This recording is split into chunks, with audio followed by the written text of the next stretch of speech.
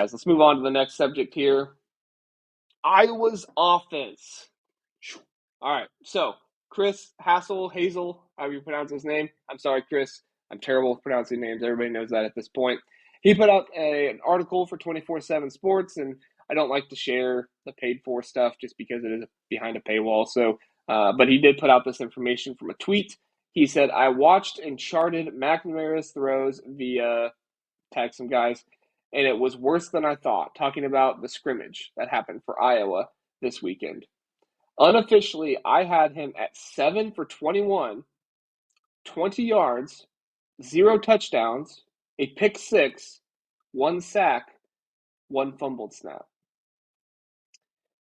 For all that we heard in the offseason about Tim Lester fixing this offense, the scrimmage was not a first indication of that. And you're like, well, JR, maybe it was just Cade. Maybe Brendan Sullivan did better. Well, Chris says, I didn't chart Sullivan, but the DM register had him at 10 for 21 for 76 yards. But more of his work was against the second and third team D.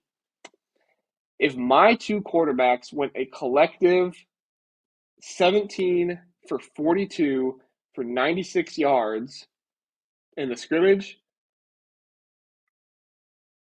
I would be so depressed as a fan. I would just, especially coming off the years with what's his name, Brian Ferentz, being the offensive coordinator there. Like, this is supposed to be the year. Oh, Tim Lester's coming in. Yes, he is coming in with all these other guys, but still, like, you would think, okay, in the first year you're going to at least see improvement, and maybe we will see improvement, right? This is just a scrimmage. Maybe there will be more, but it does not.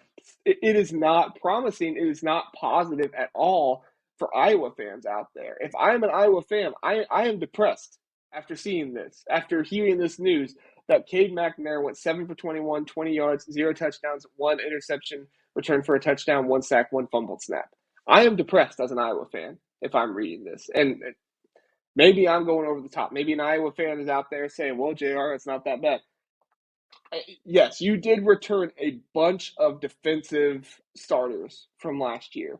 But Cade McNamara has also won a Big Ten championship. Cade McNamara also is an experienced quarterback. He should be better than this. He should have a better skill set. He should have better processing. He should be better in so many different ways than this. But apparently he's not. Now, it is unofficially, so maybe he missed a pass or two or something like that, but still. Like, I don't think Cade McNamara I don't think they missed an 80-yard pass down the sideline for a touchdown. That might have helped him a little bit, but still. So, all right, let's see what some people are saying. Joe says if they're in a power conference, the team matters because of what ifs. What if Vandy beats? What if Georgia Tech beats? Okay, so he's talking about the impact players. I mean, yeah, if you're power two, but I don't know. Like, is Georgia Tech really going to play spoiler to whoever wins the ACC? I see what you're saying there, Joe, but I don't know. I don't know if quarterback deserves to be top 25. I don't know. It is very, very interesting. I would love to hear Bill's thoughts. Brian says, in my era, when you can literally buy an offense, Iowa still can't buy an offense. It's true. It's true. And they tried to spend their money on Caden Proctor, and Caden Proctor came, and then he left and went back to Alabama. But even if Caden Proctor was there, like, a left tackle was going to fix all these issues. I mean, he was only sacked once. Maybe there was a bunch of QB pressure that I'm not aware of. You know, sounds like PFF didn't do the stats here. But still, I mean, it's just absolutely wild that in the first scrimmage it looks this bad. Now, I will say that the defense is always ahead of the offense, especially in this situation when you have a defensive coordinator as experienced as Phil Parker, who's been there as long, has as many of his own guys in the building. It does make sense that the defense would be much further ahead than the offense. But still, like, you would think still Tim Lester would do something to try to get his guys some more confidence. Even if it's not against the first team defense, like Brendan Sullivan going against the second and third team defense, you would think still you could do something to get your guys some more confidence. But no, I I have concerns about Tim Lester. I'm not going to write him off or anything yet, but I have concerns about Tim Lester. I still think Cade McNamara will start the season for Iowa. I don't think Kirk Ferentz is going to not let that happen, right? I think Kirk Ferentz is going to make it happen, but I don't think Cade McNamara makes it the entire year as a starter. That's just me. I think Brendan Sullivan comes in and he starts eventually, and I think you get a little bit of juice. I think that he is more of what Tim Lester wants for his offense. Tim Lester recruited him before. I think that he is going to fit that system a little bit better.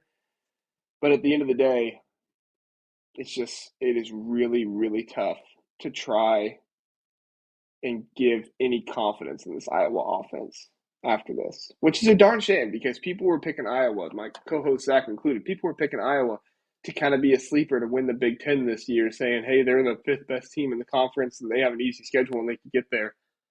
I know they had a bad offense last year and they still made it to the Big Ten championship game, but there's going to be other teams who are going to be able to get that spot from playing better teams, from beating better teams. And I still think Kirk Ferentz is a very good coach. I think that he has one of the best cultures in the nation. But for whatever reason, right now, there is some kind of block for this Iowa team and their offense. And it's very, very difficult for the quarterbacks and everybody else. So that's my thoughts